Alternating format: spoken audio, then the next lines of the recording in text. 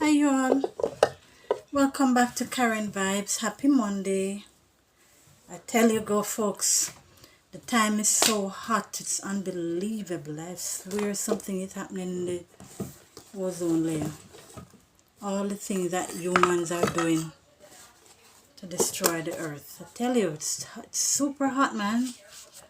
Hope you all doing good. Hope you are having a happy Monday. And we are back. We are back. So welcome back to Karen Vibes. Reading for the mature audience. I don't have my glasses on, and I'm not even going to go and try and find them. I just have to see just as is. Hope you're all doing okay. Hope you had a great weekend, and welcome back. So without further ado, we're going to continue into our story. And remember, the name of the book is Flowers in the Attic, written by Virginia Andrews and narrated by moi, Karen Weir. I just love doing this, you see, moi. Just sounds cute. Anyhow, so let's get into it. Keep mixing up this. Oh, this was for the other book. So I need to get some glue and glue this back in. Okay, folks. So we had stopped at part 8. Yeah, we had finished chapter 7. And we had stopped. Yeah, we had finished chapter 7. So we read the whole of 7. And now we're at part 8. Alright, so part 8 is the attic. So we just get right into it. The morning hour of 10 came and went. What remained of our daily ration of food? My apologies, folks. Let me start back over. The morning hour of 10 came and went. What remained of our daily ration of food? We stored in the coolest spot we could find in the room, under the high bed. The servants who made the beds and tidied up the upstairs rooms of the other wings must surely have departed for lower sections, and they would not see this floor again for another 24 hours. We were, of course, already tired of that room and very eager to explore the outer confines of our limited domain. Christopher and I each caught hold of a twin's hand, and we headed silently toward the closet that held our 2 suitcases with all the clothes still inside.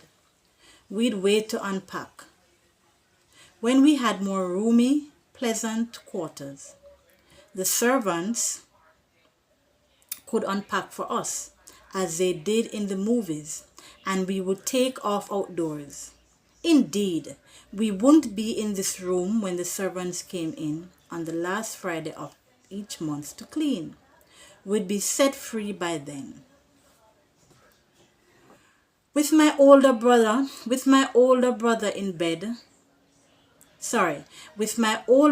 in the lead, holding on to the small hand of my younger brother so he wouldn't trip or fall, and with me close at Corey's heels, as Carrie clung to my hand, we headed up the dark, narrow, steep steps. The walls of that passageway were so narrow your shoulders almost brushed them. I know what they feel. I understand exactly what they're saying. I remember some years ago, I rented this apartment. And trust me, it's like the house, it's a flat. It was a 1-level house. And then it looked like at some later point in life, they decided to put on a little part upstairs. So you'd have to walk through the garage to go up there. And my goodness, people, I don't know how I got into that house. Because when the truck moved me, they had to stand on top of the truck and the guys had to hand each other the furniture over the balcony. So it couldn't go through the doorway. The steps were so narrow, the door was so tiny. And then this is the door.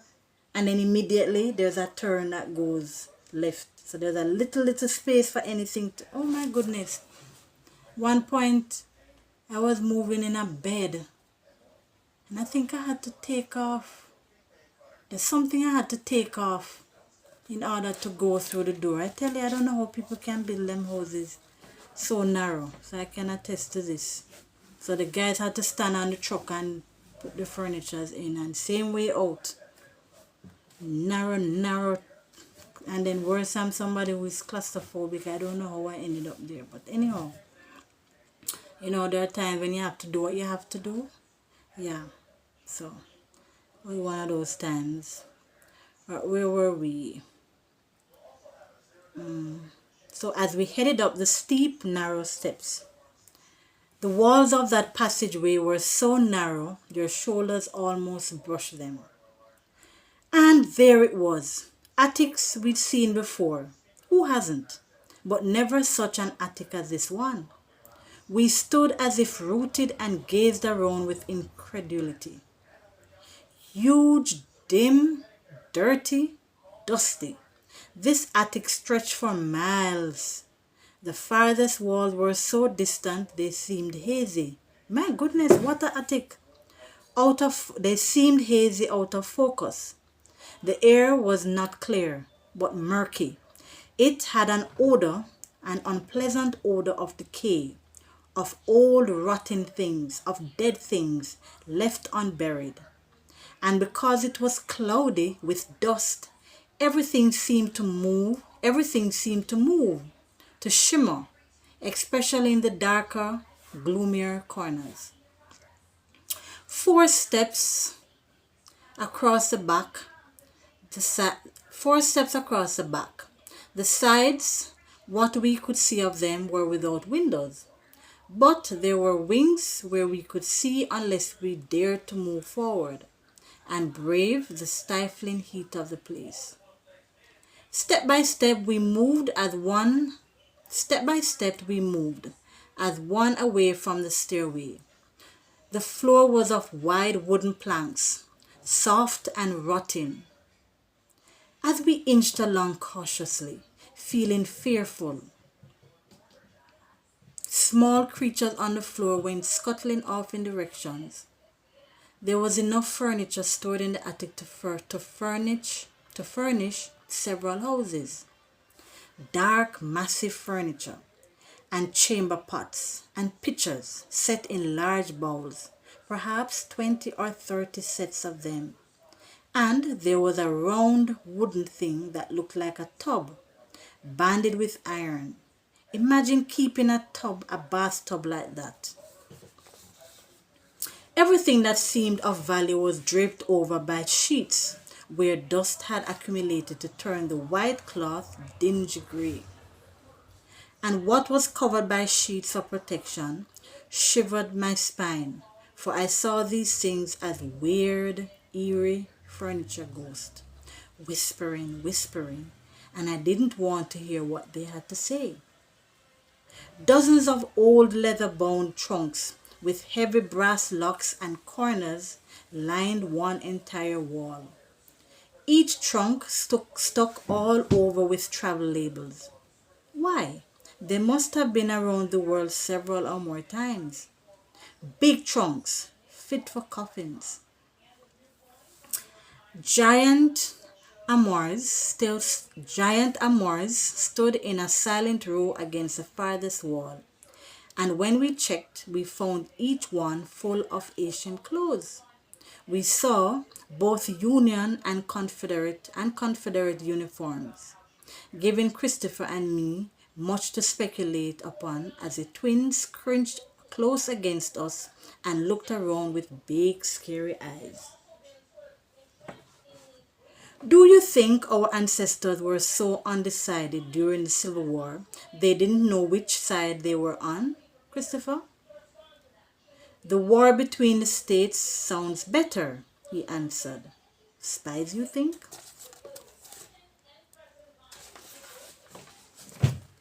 How would I know? Secrets everywhere. Brother against brother. I saw it. Oh, What fun to find out. If only we could find diaries. Diaries. Look here, said Christopher, pulling out a man's suit of a pale cream colored wool with brown velvet lapels and piped smartly with dark brown satin. He waved the suit, disgusting. He waved the suit. Disgusting winged creatures took off in all directions, despite the stench of mothballs. I yelped, as did Carrie. Don't be such babies, he said, not in the least disturbed by those things. What you saw were moth, harmless moth. It's the larvae that do the chewing and make the holes. Don't be such babies, he said, not in the least disturbed. Sorry, I read this part already. My apologies. I didn't care. Bugs were bugs, infants or adults. I don't know why that darn suit interested him so much anyway. Why did we have to examine the fly to see if Why did we have to examine the fly to see if men in those days used buttons or zippers? Gosh, he said, finally disturbed. What a pain to unfasten buttons every time. That was his opinion. In my opinion, olden day people really knew how to dress. How I would love to flounce around in a frilly chemise over pantaloons with dozens of fancy petticoats over the wire hoops, all bedecked in ruffles, lace, embroidery, with flowing ribbons of velvet or satin. And my shoes would be of satin, and over all this bedazzling finery would be a lacy parasol to shade my golden curls and keep the sun from my fair, unwrinkled complexion. And I'd carry a fan to elegantly cool myself, and my eyelids would flutter and bewitched. Oh, what a beauty I'd be, subdued by the immense attic until now. Carrie let out a howl that took me swiftly from sweet speculations and right back to the here and now, which was where I didn't want to be. It's hot up here, Kathy. Yes, it is. I hate it up here, Kathy. I hate it. I glanced at Corey, his small face awed as he looked. His small face awed as he looked around and clung to my side. And catching his hand and Carrie's, I left behind the fascination of the old clothes, and all of us wandered off to pry into everything this attic had to offer. And that was considerably.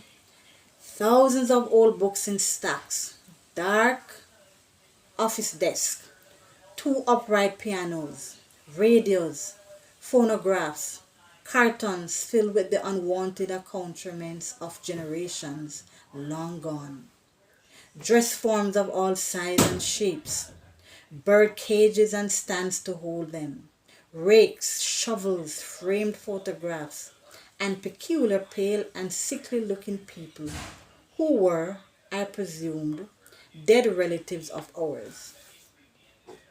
Some had light hair, some dark. Some had light hair, some dark. All had eyes, sharp, cruel, hard, bitter, sad, wistful, yearning, hopeless, empty. But never, I swear, never did I see any happy eyes. Some smiled, most didn't. I was drawn in particular to a pretty girl of perhaps 18. She wore a faint, enigmatic smile which reminded me of Mona Lisa. Only she was more beautiful. Her bosom swelled out beneath a ruffled bodice, most impressively, making Christopher point to one of the dress forms and declare emphatically, hers. I looked. Now he continued with admiring eyes. That is what you call an hourglass figure. See the wasp waist and the balloon in hips, the swelling bosom. Inherit a shape like that, Kathy, and you will make a fortune. Really? I said in disgust. You don't know very much. That is not a woman's natural form. She's wearing a corset, cinched in at the waist so much her flesh is squeezed out at the top and the bottom. And that is exactly why women used to faint so much and then call for smelling salts. I didn't know that. Yeah, back in the day when they used to wear those dresses and they draw the laces at the back and tighten them waist. And they say what they're saying today's day, talk about Coca-Cola bottle shape. They would say in these days. So I guess that's what the women were trying to accomplish. Let me open this door. These tend to be banging. How can one faint and still manage to call for smelling salts? He asked sarcastically. Besides, you can't squeeze out at the top what isn't there. He took another look at the shapely young woman. You know, she kind of looks like Mummy. If she wore her hair differently and her clothes were modern, she'd be Mummy. Ha! Ha! Our mother would have more sense than to wear a laced-up cage and suffer. But this girl is only pretty, Christopher concluded. Our mother is beautiful. So we pause right there, folks. We pause right there and then we'll come back.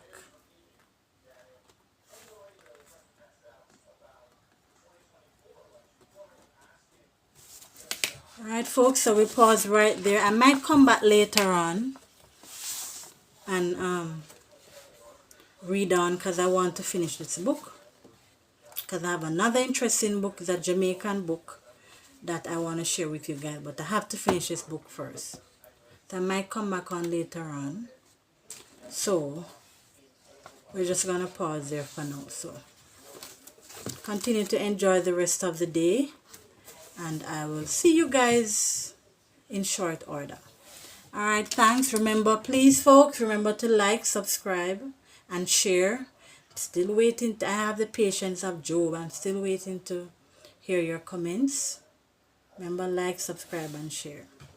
And you can go to Karen Vibes, which is KarenVibes, and that's with an exclamation sign. You can find me on YouTube, and you'll see all the books that I've read. And you can follow me with this new book that I'm reading, with this current book I'm reading, Flowers in the Attic. Alright, folks, so catch you later. I might come back on later. So let me see what happens. Alright, cheers.